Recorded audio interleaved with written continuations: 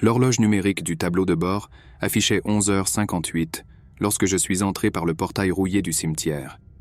L'air était dense, lourd du parfum de la terre humide et des fleurs fanées. Le 10 septembre 1999, une nuit que je n'oublierai jamais. Mon nom est Richard Odell et je n'étais qu'un simple livreur de pizza jusqu'à cette nuit-là. Tout a commencé par un appel étrange. Une voix rauque, presque inaudible, a passé une commande simple. Une grande pizza pepperoni, sans oignon. L'adresse de livraison ? Cimetière municipal près du mausolée de la famille Blackwood. Au début, j'ai pensé que c'était un canular. Mais la voix insistait, avec un ton d'urgence presque désespéré. Intrigué et, je l'avoue, un peu effrayé, j'ai accepté la commande. Le chemin jusqu'au cimetière était troublant. Les rues étaient désertes, éclairées seulement par les phares de ma vieille voiture. À chaque virage, les ombres dansaient et semblaient me suivre. En arrivant à destination, le mausolée Blackwood était une structure imposante, faite de marbre sombre, avec des gargouilles menaçantes sculptées sur ses murs. J'ai éteint le moteur et un silence de mort a envahi l'atmosphère. Je suis sorti de la voiture avec la pizza en main, sentant un frisson me parcourir l'échine. La pleine lune projetait de longues ombres des tombes, créant un décor digne d'un film d'horreur. « Bonjour » j'ai appelé, la voix tremblante. « Livraison pour… » Avant que je puisse finir ma phrase, une silhouette a surgi des ombres. C'était un homme grand, maigre, vêtu d'un long manteau noir. Son visage était caché sous un large chapeau, mais j'ai pu sentir ses yeux fixés sur moi. « Vous avez tardé », dit l'homme, avec la même voix rauque que celle au téléphone. « Je commençais à penser que vous ne viendriez pas. »« Trafic », ai-je menti, essayant de dissimuler mon nervosité. « Voici votre pizza. » Il a ignoré la pizza.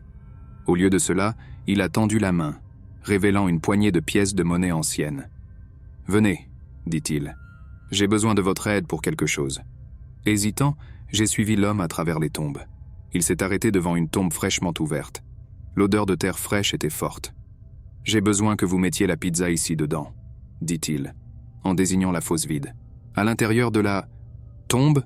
ai-je demandé incrédule. « Oui, » répondit-il, sa voix impassible. « Et dites ces mots, pour ceux qui reposent, une offrande de ceux qui restent. » J'étais pétrifié. Ce n'était pas normal, mais quelque chose dans cette voix rauque, dans cette figure sombre, m'empêchait de refuser. J'ai fait ce qu'il demandait, mettant la pizza dans la tombe et répétant les mots comme un mantra macabre. L'homme hocha la tête, satisfait. « Merci, dit-il. Maintenant partez, et ne dites à personne ce que vous avez vu ici. » Je suis retourné à la voiture, ressentant un mélange de soulagement et de terreur. Qu'est-ce qui venait de se passer? Cette nuit-là, je n'ai pas pu fermer l'œil. L'image de la pizza dans la tombe, les mots que j'avais répétés, l'homme mystérieux avec son regard pénétrant, tout se répétait dans mon esprit comme un film d'horreur. Le lendemain, je suis retourné au cimetière. Je devais comprendre ce qui s'était passé. La tombe était fermée. Une simple pierre tombale marquait l'endroit. Il n'y avait pas de nom, juste une date. Le 10 septembre 1929. Exactement 70 ans avant cette nuit fatidique, une curiosité morbide s'est emparée de moi. J'ai commencé à faire des recherches sur la famille Blackwood, plongeant dans les archives historiques de la ville. J'ai découvert qu'ils étaient une famille riche et influente, mais aussi entourée de mystères. Il y avait des rumeurs de pratiques occultes, de pactes avec des forces obscures. Les Blackwood avaient mystérieusement disparu en 1929. La demeure de la famille, autrefois un symbole d'opulence, était abandonnée, enveloppée de légendes de fantômes et de malédictions. J'ai décidé d'enquêter sur la demeure. C'était une structure imposante, avec des fenêtres brisées et des murs recouverts de lierre. Le jardin était envahi par les mauvaises herbes, les statues semblaient m'observer avec des yeux vides. Je suis entré dans la demeure avec précaution. Chaque grincement du plancher résonnait comme un cri. L'air était lourd, avec une odeur de moisi et de pourriture. La poussière recouvrait les meubles, les portraits de famille me regardaient avec des expressions sévères. Dans le grenier, j'ai trouvé une vieille malle.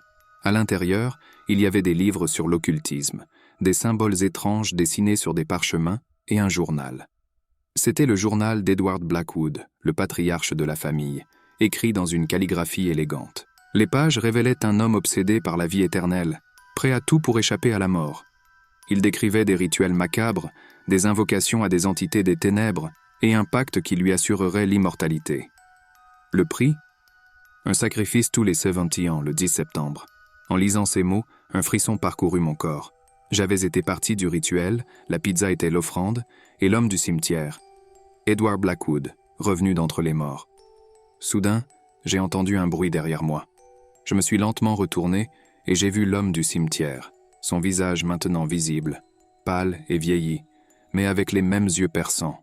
« Tu n'aurais pas dû venir ici, » dit-il, sa voix un murmure rauque. « Maintenant, tu fais aussi partie du pacte. » J'ai senti une main glacée agripper mon bras. La pièce a commencé à tourner, les murs se refermèrent sur moi. Le dernier son que j'ai entendu fut le rire macabre d'Edward Blackwood, résonnant pour l'éternité dans cette demeure maudite. Je ne fus plus jamais revu. La demeure Blackwood reste abandonnée, un monument à l'horreur et à l'obscurité. Et chaque 10 septembre, on dit qu'une figure solitaire livre une pizza au cimetière, une offrande pour ceux qui reposent, de ceux qui ne verront plus jamais la lumière du jour.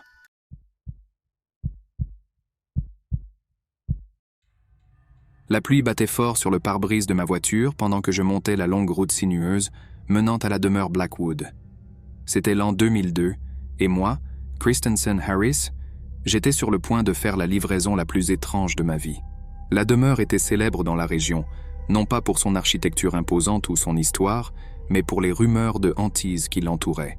Je dois avouer que je n'avais jamais vraiment pris au sérieux les histoires de fantômes, mais alors que je garais la voiture et observais la silhouette de la demeure se découper contre le ciel tumultueux, un frisson parcourut mon échine. La livraison était pour un certain Monsieur Blackwood, un nom qui me semblait étrangement familier. Je suis sorti de la voiture et j'ai gravi les marches de l'entrée, chaque pas résonnant dans la nuit silencieuse. La porte était entr'ouverte, grinçant sous le vent. « Bonjour. Livraison », ai-je appelé, ma voix résonnant étrangement fort dans le silence. Aucune réponse. J'ai poussé la porte et je suis entré. L'intérieur ressemblait à un décor de film d'horreur. Des meubles recouverts de draps blancs, des toiles d'araignées accrochées au lustre, des portraits aux yeux vides me regardant depuis les murs. Une odeur de moisi et de poussière flottait dans l'air. « Monsieur Blackwood » ai-je appelé à nouveau, sentant un nœud se former dans ma gorge. Soudain, j'ai entendu un bruit venant de l'étage, un bruit de meubles traînés, suivi d'un gémissement faible. J'ai avalé ma salive et commencé à monter les escaliers, les marches grinçant sous mes pieds. À chaque pas, le bruit devenait plus fort, accompagné maintenant par une toux sèche et rauque. Je suis arrivé en haut de l'escalier et je me suis retrouvé face à un long couloir sombre. La seule lumière provenait d'un éclair qui a brièvement illuminé une porte entr'ouverte au bout du couloir. La toux venait de là. Le cœur battant fort, je me suis approché de la porte et j'ai frappé doucement. « Monsieur Blackwood ?» ai-je demandé, ma voix presque inaudible. « Votre livraison ?» La toux s'est arrêtée. Un silence de mort a envahi le couloir. Puis j'ai entendu une voix faible, presque un murmure. « Entrez !» J'ai ouvert la porte et je suis entré. La chambre était sombre, éclairée seulement par la lumière vacillante d'une cheminée. Sur un lit à baldaquin, j'ai vu la silhouette d'un homme âgé, maigre et pâle. « Vous avez tardé », dit l'homme, sa voix rauque et fatiguée.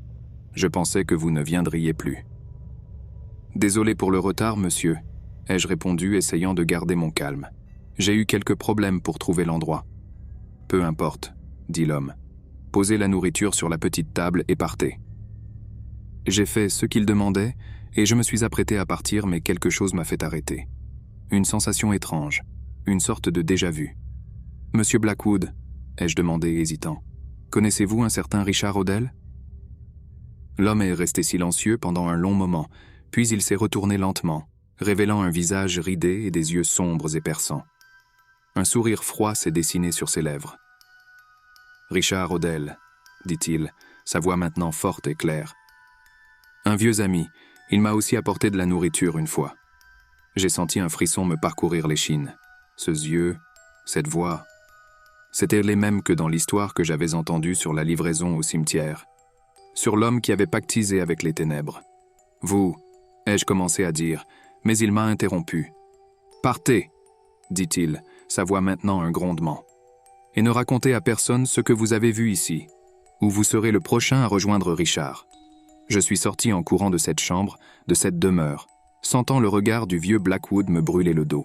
J'ai couru jusqu'à ma voiture, et je suis parti aussi vite que possible. À ce jour, je ne sais pas ce qui s'est passé cette nuit-là. Si le vieux était vraiment Edward Blackwood, revenu des morts, ou s'il était juste un fou, vivant seul dans une demeure hantée par ses propres démons. Mais une chose est sûre, je ne fais plus jamais de livraison nocturne. Et chaque fois que je vois une vieille demeure, je ne peux m'empêcher de penser à la nuit où j'ai rencontré M. Blackwood et aux yeux qui semblaient rien voir à travers mon âme. Le GPS clignotait de manière insistante, me montrant que j'étais hors de la route. C'était l'année 2012, et moi, Michael Kyber, j'étais perdu dans une forêt dense et sombre, à des kilomètres de la ville. Tout cela à cause d'une maudite livraison. La commande venait d'une adresse isolée, au milieu de nulle part. Cabane du lac, disait la note. Pas de numéro, pas de référence, juste un nom vague et la promesse d'un bon pourboire. Au début, j'ai pensé que ce serait une livraison facile, un refuge paisible loin de la folie de la ville. Mais plus je m'éloignais de la civilisation, plus la forêt devenait menaçante. Des arbres grands et tordus bloquaient la lumière de la lune, créant des ombres dansantes qui semblaient m'observer. Le silence n'était interrompu que par le bruissement des feuilles et par mon propre cœur battant fort dans ma poitrine. Après presque 1 heure à conduire sur des routes de terre cahoteuse, mon GPS annonça enfin « Vous êtes arrivé à destination ». Mais il n'y avait pas de cabane en vue, seulement des arbres et encore des arbres. J'ai coupé le moteur de la voiture et je suis sorti, essayant de m'orienter. L'air était lourd, humide et froid. L'odeur de terre humide et de feuilles en décomposition envahissait mes narines. « Bonjour », ai-je appelé, ma voix sonnant étrangement forte dans le silence de la forêt. Pas de réponse. Soudain, j'ai entendu un bruit, un craquement de branches qui se brisent, venant de quelque part derrière moi. Je me suis retourné rapidement, mais je n'ai rien vu d'autre que l'obscurité. « Y a-t-il quelqu'un » ai-je demandé, essayant de garder une voix ferme. Le silence était de retour. J'ai fait quelques pas en avant, essayant de trouver un signe de la cabane. Puis j'ai entendu le bruit à nouveau, cette fois plus proche. Et plus qu'un simple craquement, c'étaient des pas lourds et lents se rapprochant. La peur s'est emparée de moi. J'ai commencé à courir sans but, essayant d'échapper à cette présence invisible. Les pas me poursuivaient, de plus en plus proches. J'ai trébuché sur une racine d'arbre et je suis tombé, me griffant les mains et le visage sur le sol. J'ai essayé de me lever, mais mes jambes ne m'obéissaient pas. J'ai regardé en arrière et j'ai vu une silhouette surgir de l'obscurité. Elle était grande et mince, avec des bras longs et maladroits. Sa tête était penchée sur le côté, comme si elle m'observait avec curiosité. Je ne pouvais pas distinguer son visage dans l'obscurité, mais je sentais ses yeux fixés sur moi. J'ai essayé de crier, mais aucun son ne sortit de ma gorge. La créature s'approchait lentement, ses pas silencieux maintenant. Elle était à quelques mètres de moi, et je pouvais sentir son souffle froid sur mon visage. C'était la fin. Je le savais. La dernière chose que j'ai vue fut la créature se penchant sur moi, sa bouche s'ouvrant dans un sourire grotesque. Et alors, l'obscurité m'a enveloppé complètement. Le lendemain, ma voiture fut retrouvée abandonnée au bord de la route. Les recherches dans la forêt n'ont trouvé aucun signe de moi. Seul mon sac de livraison était tombé par terre, avec la pizza froide et intacte. La cabane du lac n'a jamais été retrouvée. Et moi, Michael Kybers, suis devenu une légende de cette forêt. Un conte d'avertissement pour ceux qui osent s'aventurer dans les ténèbres.